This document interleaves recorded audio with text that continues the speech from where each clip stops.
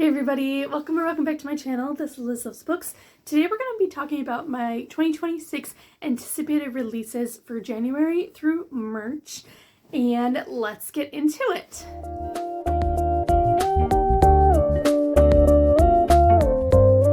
So starting in January on the 6th, I do have one release that I am really excited for, and this is one that I look forward to every January when they get released, and it is Through Gates of Garnet and Gold by Shauna McGuire. This is, I believe, book 11, 10 or 11 in the Wayward Children series. This is a fantasy novella series that follows various children. I guess you could say, it follows children, tweens, and teens, and basically they are going through all these different portals into these worlds where they are being accepted, because in the human world, for various different reasons, they are being accepted or being neglected, ignored, things like that. And then it also follows all of their lives within Eleanor West's Home for Wayward Children.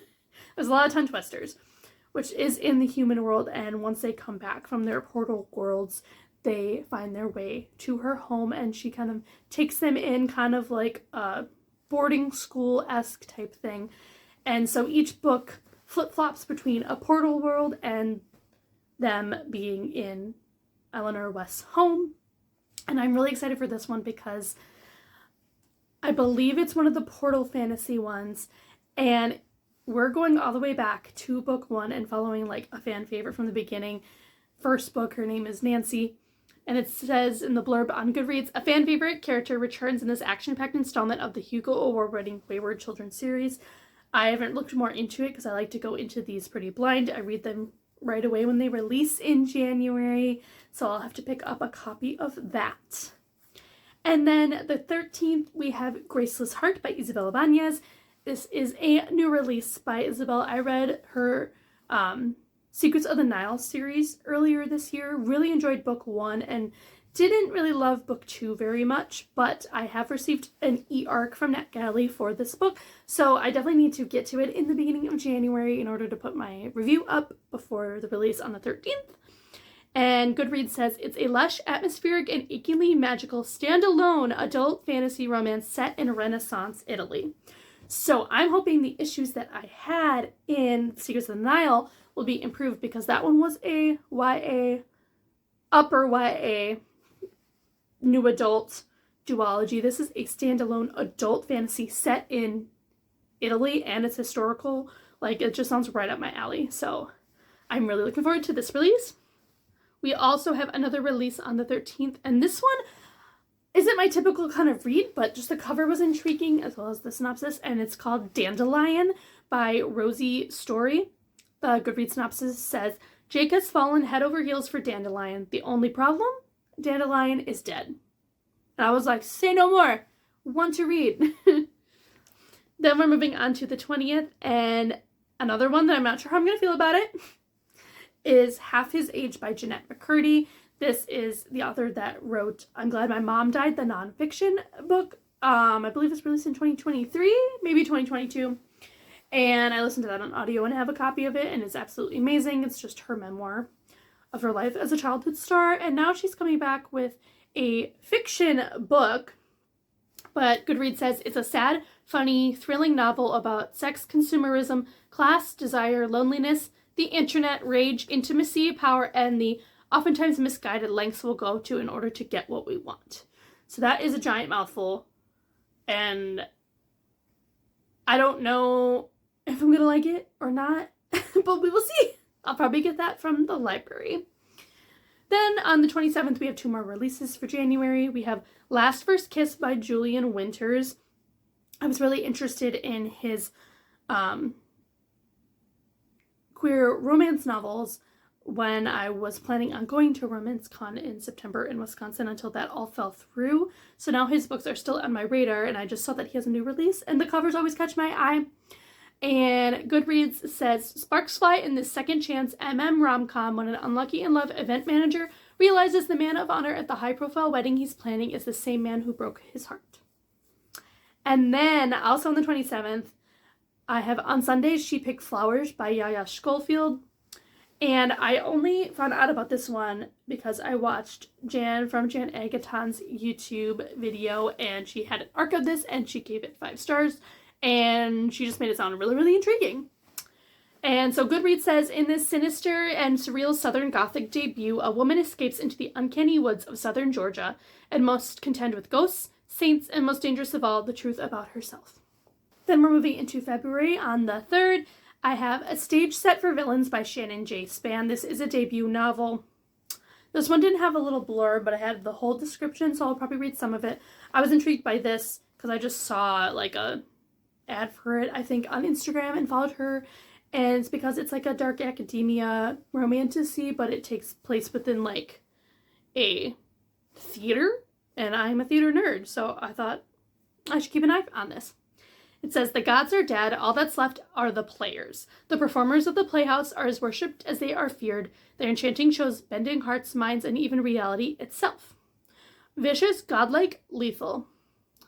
18-year-old Riven Harper knows the dangers better than anyone after her own encounter with a player resulted in a curse that is slowly killing her. When the playhouse announces a spectacle of a lifetime, a chance for one mortal to steal a player's immortality, Riven sees her last chance to live.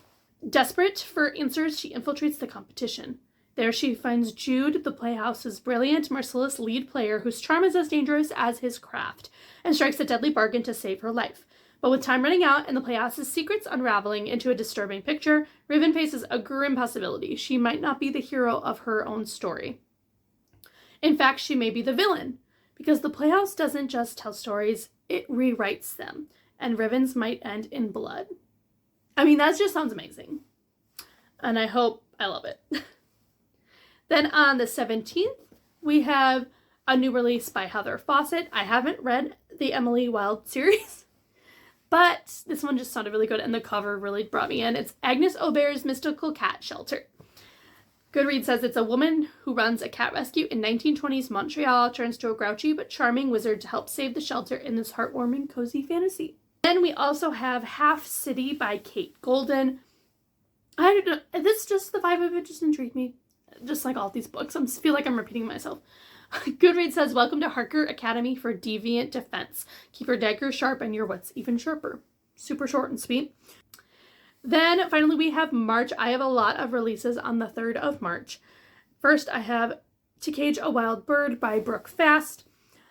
This is coming out then, but I do have a physical arc of it but it says, enter the brutal world of Endlock, a prison where the wealthy hunt the inmates for sport. The first novel in an electrifying dystopian romance series, the high-octane debut about forbidden love, found family, and a fight for survival will leave you breathless. Then on the 3rd, we also have Just Friends by Haley Pham. She is a extremely popular booktuber. It says, this heartwarming and swoon-worthy second chance romance about childhood friends reconnecting as adults. Then we have Across the Vanishing Sky by Catherine Cowles. This is book 1 in a new series that she has written. I read, so now part of her influencer team, which has been really, really fun. And this is the new book that she has coming out. So the description for this one says, he spent a lifetime trying to escape his dark past, but to save her, he'll wade back into the shadows. Braden Winslow, I don't like that name. I don't like the name Braden. Anyway, Braden Winslow never expected to return to Starlight Grove, the town that took everything from her. Oh, Braden's the girl. Still don't like the name. Anyway, not after her best friend, the one who'd sacrificed so much for her, vanished without a trace. But with a young son to raise and a past that won't stay buried, Bray is back and determined to uncover the truth. She just didn't count on the brooding, reclusive mountain man living next door. Dex Archer, also don't like that name. Oh geez, is the stuff of local legend, silent, rugged, and surrounded by whispers of his and his brother's violent father. But Bray sees through the scowl and his parentage to the man beneath. Fiercely loyal, unexpectedly kind, and just dangerous enough to protect her when someone starts warning her off of her search. The closer she gets to the truth, the harder it is to stay away from Dex. And as things get more perilous, Bray realizes the only person she can rely on is the one who swore never to trust again. Only someone isn't happy that Bray has been digging, and they'll do anything to stop her. But Dex, he'll do anything to save her, even slip back into the dark. So Then we have The Library of Amerlin by Kaylin Josephson. I have an e-arc for this from NetGalley. And this one I ended up requesting just because I've heard good things about the author, but also the cover and the description really interested me. So this synopsis says, Former con artist Kassira expected to spend her life as a soldier, miserably working off her prison sentence by hunting down magical creatures for the fanatical kingdom of Kalthos. But when the Kalish ambassador arrives with a non-negotiable assignment, Kassira finds herself swept into the biggest con of her life, infiltrating the Library of Amerlin. As the heart of all magic and the protector of magical creatures throughout the Six Kingdoms, the library is historically politically neutral. Kassira is meant to pose as the new assistant to spy for the ambassador and destabilize the library from the inside, clearing the way to dethrone its librarian. But when she arrives, Kassira learns that the library is not all she was told it would be. Neither is the prickly, handsome librarian Alistair, whose own monstrous secrets are about to catch up with him. Swept into the enchanting world of the library, Kassira's reluctant con is jeopardized by her growing affection for the wondrous life of the library promises, and by her complicated, burgeoning attraction to Alistair. As the ambassador's game closes in, Kassira must decide where her loyalties lie, to her newfound home or to her own survival. Then we also have A Ghastly Catastrophe by Deanna Rayborn. This is book 10? 11? I don't know. In the Veronica Speedwell series, it says Veronica and Stoker are practically dying for a new adventure, but when their wish is granted, they find themselves up against a secret society and a darkly seductive duo in this landmark historical mystery. Now, am I going to read this one? No, because I've only read the first 3 books in the series. So I've got a long way to go, but I wanted to mention it because it's just a really amazing historical mystery series. On to the 10th of March, we have How to Write a Love Story by Catherine Walsh. I just read Holiday Romance by Catherine Walsh this December, a new author that I've really, really enjoyed. I gave the book 4 stars. It says an ambitious editor travels to Ireland to help the daughter of a fantasy author legend complete her father's final book, only to fall in love with her in the process. Catherine just has really easy, bingeable writing, has like a little bit of spice, but nothing like super open door. It's kind of like in between closed door and open door, if that makes any sense. Half a door is open. And all her books like take place within Ireland at some degree, which I've been there and I love Ireland, so I thought that was really fun as well. And then moving on to the 17th, I have another e-arc from NetGalley, and this is You Did Nothing Wrong by C.G. Drews. If you've been watching my channel, I talk about C.G. Drews constantly. This is their adult horror debut. They've only written YA as of now. And I can't wait to read this one. The synopsis is, single mother Elodie's life has become a fairy tale. She's met Bren, equal parts golden retriever, devoted and sinfully handsome. He's whisked her and her autistic son, Jude, to the crumbling family house he's renovating. She has a new husband, a new house, and a new baby on the way. Everything is perfect. Then Jude claims he can hear voices in the walls. These creepy kids, I can't. He says their renovations are hurting the house. Even Elodie can't ignore it. Something strange is going on. The question is it with the house or with her son? Then the one secret Elodie has been hiding is revealed and no one is safe anymore.